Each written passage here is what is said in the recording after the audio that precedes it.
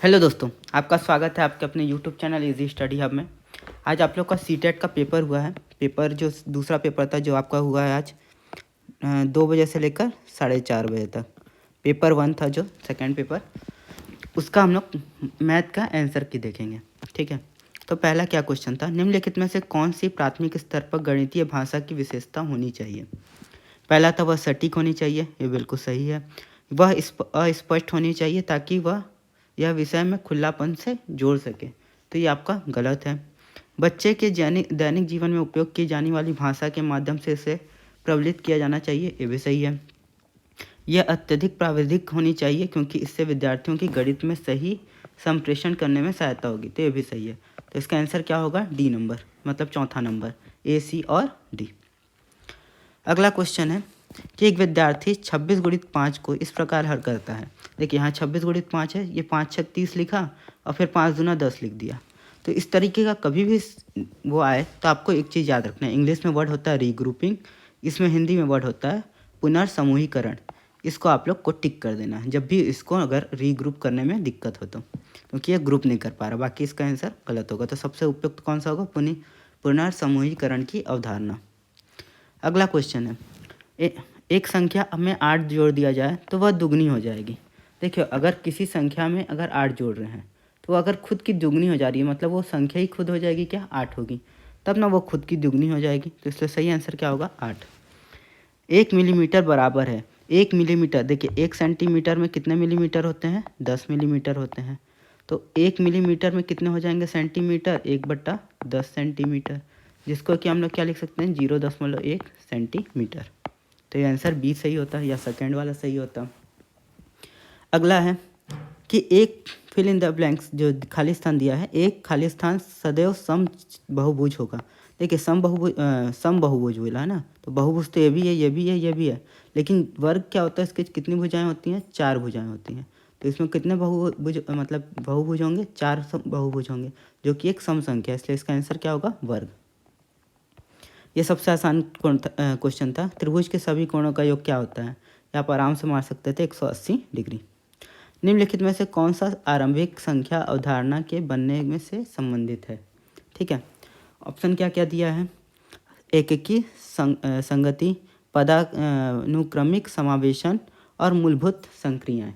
ठीक है, इसका जो हम लोग का सही आंसर होगा, इसका होगा एकीकी संगति। ठीक है, और दूसरा है पदानुक्रमिक समावेशन, तो ये किस में दिया हुआ है, ए और बी में।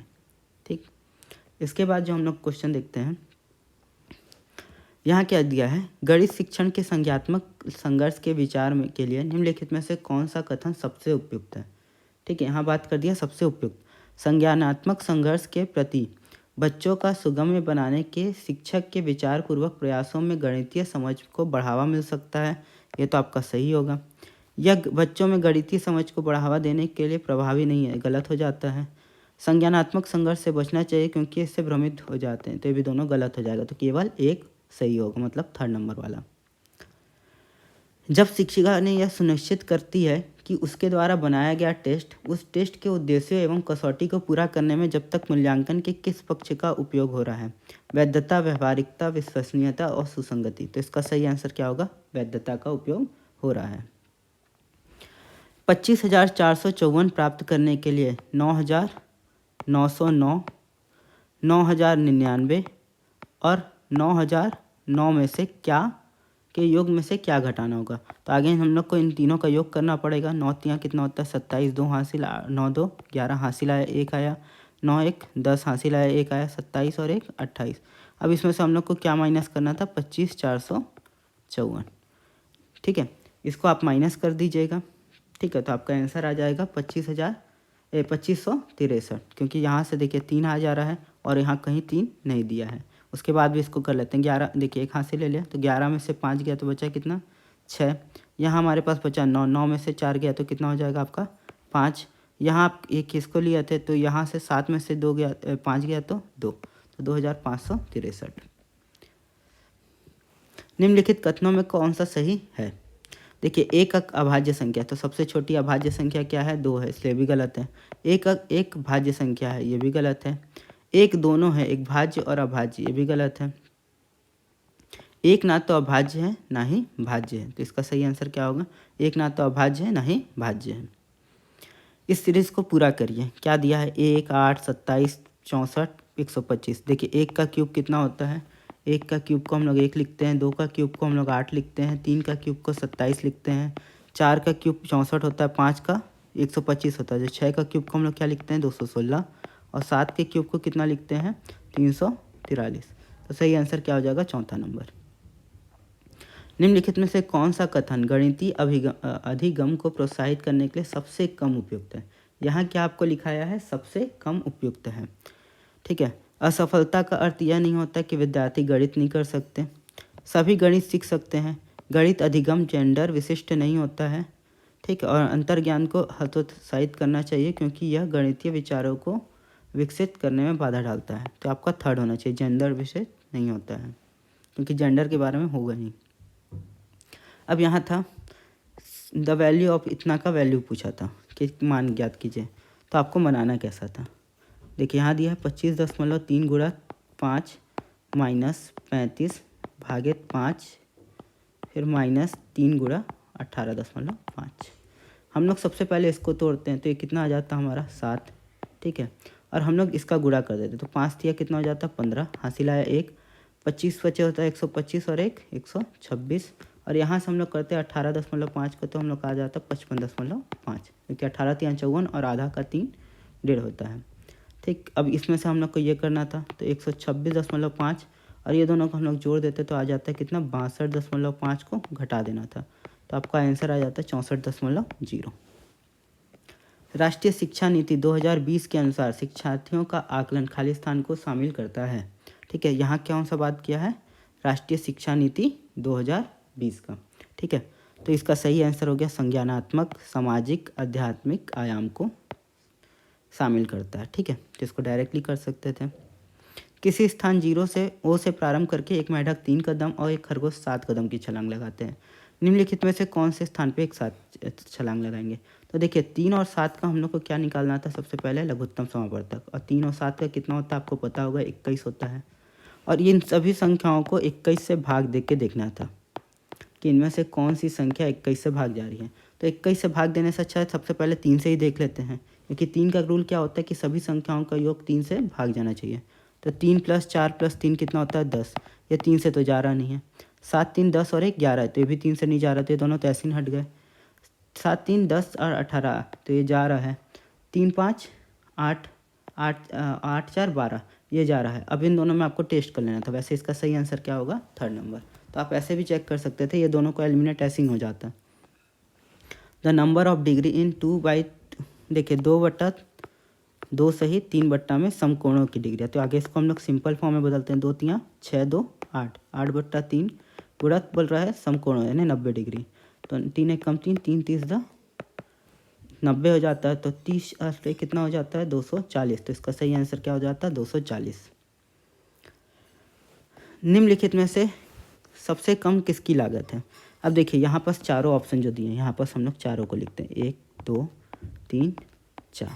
पहला बोल रहा है 750 पैकेट 75 रुपये। देखिए 750 रुपये का एक पैकेट है, और कितने पैकेट हैं? 75 पैकेट है। दूसरा है 7.5 रुपये पैकेट 750। अब ये फिर 750 पैकेट है, इनकी वो कीमत कितनी है? 7.5 रुपये है। तो ये अपने आप दिख गया कि ये ज़्यादा होगा, ये कम होगा। ठीक है। तो ये वाला तो आंसर हो नहीं सकता है ना, पहला वाला तो पहले ही कट गया। अब दिया है 750 रुपये प्रति वस्तु। 750, देखिए लागत 750 दिया है, फिर 7.5 दर्जन, यानी दर्जन में, एक दर्जन में कितने होते हैं? 12।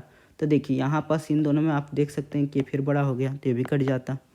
फिर हो गया 750 रुपये के प्रत्येक, अरे 7.50 रुपये के प्रत्येक वस्तु, कितने? 75 दर्जन गुणा, फिर यहाँ हो जाता आपका 12। तो इन दोनों में आपको देखना पड़ जाता कि इसमें किसका ज़्यादा होगा। लेकिन आप जब इसको करते 75 गुणा 12, तो ये हो जाता आपका 900, और 900 गुणा 7.5 और 750 गुणा 7.5 में ये हमेशा बड़ा हो जाएगा। तो सबसे छोटा कौन सा हो जाता है? सेकेंड नंबर वाला। तो सही आंसर क्या होगा? सेकेंड नंबर वाला। ठीक। राष्ट्रीय शिक्षा नीति 2020 भारत का ज्ञान के बारे में क्या बात करनी चाहिए? करती है। ठीक है। निम्नलिखित में से क्या सम्मिलित नहीं है। राष्ट्रीय शिक्षा नीति 2020 के बारे में फिर आया है और पूछा है क्या सम्मिलित नहीं है। आधुनिक भारत के प्रति प्राचीन भारत का ज्ञान और उसका योगदान है। विभिन्न विषयों जैसे गणित, खगोल विज्ञान, चिकित्सा, कृषि इत्यादि के हिस्से के रूप में आदिवासी ज्ञान अधिगम के स्वदेशी और पारंपरिक तरीके, ये वाला नहीं है। तो इसका सही आंसर क्या हो जाएगा, सेकेंड वाला। निम्नलिखित में से कौन सा मॉडल शुरुआती कक्षा के शिक्षार्थियों में इकाई, दहाई, सैकड़े के संबंध में के बारे में अवधारणात्मक समझ विकसित करने के लिए सबसे कम उपयुक्त है।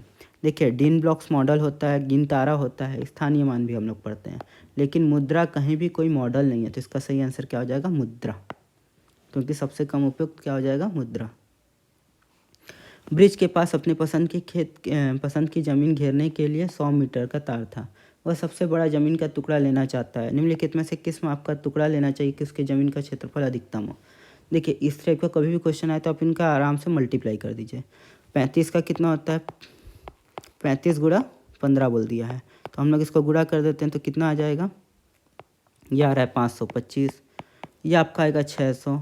25 का स्क्वायर होता है 625 और 5 गुणा 25 कितना होता है, 225। तो इसका सही आंसर क्या आ जाता है, थर्ड नंबर, कि किस में अधिक आ रहा है, तो 25 गुणा 25। गणित के शिक्षण में विभिन्न प्रकार के तरीकों के लिए निम्नलिखित में से कौन सा सत्य नहीं है। दोस्तों, अगर आपको ये वीडियो पसंद आ रहा हो तो प्लीज़ इस चैनल को लाइक, सब्सक्राइब और शेयर ज़रूर करिएगा, ठीक है। ऐसा बहुत बार होता है कि एक समस्या का समाधान करने के लिए कई तरीके हों, ठीक है, तो ये तो है, सही है। यह बच्चे के अधिगम में बाधा डालता है क्योंकि यह भ्रम की अगुवाई करता है, ये बिल्कुल ही गलत है, ठीक है, क्योंकि ये बाधा नहीं डालता है गणित। निम्नलिखित में से कौन सा कथन सबसे अधिक उपयुक्त है, यहाँ सबसे अधिक उपयुक्त का बात किया है, ठीक। गणित की लैब जरूरी है क्योंकि यह क्रियाशील गतिविधियों का अवसर प्रदान करती है, जरूरी तो है। चार्ट्स गणित की कक्षा में प्रभावी शिक्षण अभिगम सामग्री हैं। शिक्षण अभिगम सामग्री का उपयोग गणित की कक्षा में विद्यार्थियों के अभ्यास का समय व्यय कर देता है, ये तो बिल्कुल ही गलत है। विद्यार्थी गणित की कक्षा में पहेलियों का आनंद नहीं लेते हैं, भी गलत है। तो इसका सही आंसर क्या होगा, दूसरा, चार्ट वाला, ठीक। उसके बाद है हाँ, यहाँ देखिए 7 से ही 1/2 केजी में नमक में से 1/12 केजी नमक के कितने पैकेट बनाए जा सकते हैं। तो हम लोग 7 से 1/2 को हम लोग पहले सिंपल फॉर्म में बदल देते हैं, तो 7 दूना 14 और 1 15/2, ठीक है। उसमें कितना बोल रहा है, 1/12, तो हम लोग इसको कितना से भाग देंगे, 1/12 से। तो क्या हो जाएगा, इसको हम लोग 15/2 गुणा 1/12 भी लिख सकते हैं। 15 2 1 कम 2 2 छक्का 12, तो 15 छक्का कितना होता है, 90। तो इसका सही आंसर क्या हो जाएगा, 90। देखिए, कक्षा में 182 - 67 को हल करते हुए एक अध्यापिका स्पष्ट किया कि 7 को 2 से घटाना है और 2 छोटा है 7 से, इसलिए हमें 8 से एक उधार लेना पड़ेगा, तब हम 12 में से 7 घटा कर पाएंगे। एक बच्चे ने अध्यापिका से पूछा, मैडम हम 8 से उधार क्यों ले रहे हैं, उधार लेना अच्छा नहीं होता। इस परिस्थिति में अध्यापिका को क्या करना चाहिए। तो इसमें क्या है, कभी भी इस तरीके का क्वेश्चन आए जहाँ पास ग्रुपिंग का क्वेश्चन आ रहा है, तो यहाँ पास उसको क्या बताना चाहिए, अध्यापिका को उधार शब्द को बदल के पुनर्समूहीकरण का उपयोग करना चाहिए। पुनर्समूहीकरण की प्रक्रिया दिखानी चाहिए, क्योंकि ये प्रक्रिया ही पुनर्समूहीकरण की है। क्योंकि डांट कर नहीं बैठाना चाहिए, क्योंकि उससे बच्चा तो समझेगा नहीं। अध्यापिका को बच्चे को कहना चाहिए कि घटाओ की कलन विधि सीखने पर ध्यान दें, ये भी नहीं बोल सकते, क्योंकि उसको बताना है कि सही आंसर क्या है। अध्यापिका को बच्चे के प्रश्न को नज़रअंदाज करते अपना काम जारी रखना चाहिए, ये भी गलत है, क्योंकि अगर हम लोग बच्चे को नज़रअंदाज कर देंगे तो हम लोग उसको सिखाएंगे कैसे। तो सही आंसर क्या होगा, उधार के बदले में हम लोग को क्या यूज़ करना चाहिए, पुनर्समूहीकरण। अगला, यामिना ने एक पासा 10 बार उछाला, उसे निम्नलिखित परिणाम प्राप्त हुए। निम्नलिखित संख्याओं में से अधिकतम बार कौन सी आई। तो अधिकतम बार आपको कौन सी दिख रही है, देखिए 3 एक बार आई है, 2 बार आई है, 3 बार आई है। तो सही आंसर क्या हो जाएगा, 3, ठीक है। अगला क्वेश्चन है कि इनमें से कौन सा स्कूली गणितीय इमारती सवालों के लिए सही है। अब यहाँ बात कर रहा है कौन सा सही है। इबारती सवाल उन अभ्यासों को संदर्भित करते हैं जहाँ बच्चा परिस्थिति को एक ऐसा औपचारिक रूप देता है जिसमें गणितीय तकनीक का उपयोग किया जा सके, तो ये बिल्कुल सही है। इबारती समस्याएं गणितीय निर्देशन के उदाहरण नहीं होते, गलत है। इबारती सवाल केवल माध्यमिक कक्षाओं में महत्वपूर्ण होते हैं, भी गलत है। इबारती सवाल में गणित की कार्य विधिक ज्ञान पर अधिक केंद्रित होते हैं भी गलत है, तो इसका सही आंसर 1 होगा। पार्सल भेजने की दरें निम्नलिखित दी गई हैं। देखिए यहाँ क्या दिया, पार्सल भेजने की दर। पार्सल का भार 50 ग्राम या उससे कम होने पर कितना रुपये लगता है, 15 रुपये। और पार्सल का ग्राम प्रत्येक अतिरिक्त 50 ग्राम के लिए 7 रुपये लगता है। अब मीना ने अपनी सहेली चारू को पार्सल भेजना चाहती है जो दिल्ली में है। 350 ग्राम है मतलब पार्सल का भार। तो दरों को देखकर पार्सल भेजने की सही राशि का चुनाव कीजिए। देखिए तो पहले 50 ग्राम के लिए वो कितना दे दी है, 15 रुपये दे दी, बाकी उसके पास बचा कितना, 300 ग्राम। और हर 50 ग्राम पे कितना लग रहा है, 7 रुपये। तो इसको 50 से भाग दे देते हैं, तो ये कितने बार आ गया, 6। तो 6 गुणा 7 हो जाएगा, 6 सत्ते कितना होता है, 42। और पहले के लिए कितना लगा, 15। 42 और 15 कितना हो जाता है, 57। तो इसका सही आंसर क्या हो जाएगा, 57 रुपये। प्राथमिक स्तर पर आंकड़ों का प्रबंधन के परिचय के लिए निम्नलिखित में से क्या उपयुक्त सबसे उपयुक्त है। विद्यार्थियों को बस ट्रेन के समय सारणी को पढ़ने के लिए कहना चाहिए। कक्षा में विद्यार्थियों की लंबाई, उनका पसंदीदा खाना, रंग, कार्टून इत्यादि पर आंकड़े इकट्ठे करना, आंकड़ों का आधारित प्रश्न पूछना है। विद्यार्थियों को एक शहर की 5 साल की इनकी जनसंख्या गणना दिखाना और विद्यार्थियों को जनसंख्या वृद्धि की तुलना करने को कहना। और श्याम पट पर एक दंड आरेख चित्रांकित करना और विद्यार्थियों को उसमें से आंकड़ों को पढ़ने के लिए कहना। तो इसमें सही क्या है कि इन लोगों को सर्वे करने के लिए देना कि अगर विद्यार्थी कहाँ सर्वे कर सकते हैं, विद्यार्थी की लंबाई, उनका पसंदीदा खाना, रंग, कार्टून, ये सब के आधार पर वो आपस में एक दूसरे से पूछ सकते हैं। इसलिए इसमें सही आंसर सेकेंड वाला हो जाएगा। राष्ट्रीय पाठ्यक्रम रूपरेखा 2005 के अनुसार एक प्राथमिक गणित कक्षा में निम्नलिखित में से कौन सी क्रियाएं सबसे कम रूप से प्रासंगिक है। सूत्रों को याद करना, पैटर्न, संबंध स्थापित करना और निरूपण और दृश्यीकरण। तो इसका सही होगा सूत्रों को याद करना, क्योंकि ये कभी भी सही नहीं होता है। ठीक, तो आशा करता हूँ आप लोग का अच्छा पेपर बना होगा और आप लोग आराम से 90 नंबर को क्रॉस कर लेंगे। ठीक, और अगर आपको वीडियो पसंद आई तो प्लीज़ इस चैनल को लाइक, शेयर और सब्सक्राइब जरूर करिएगा। Thank you.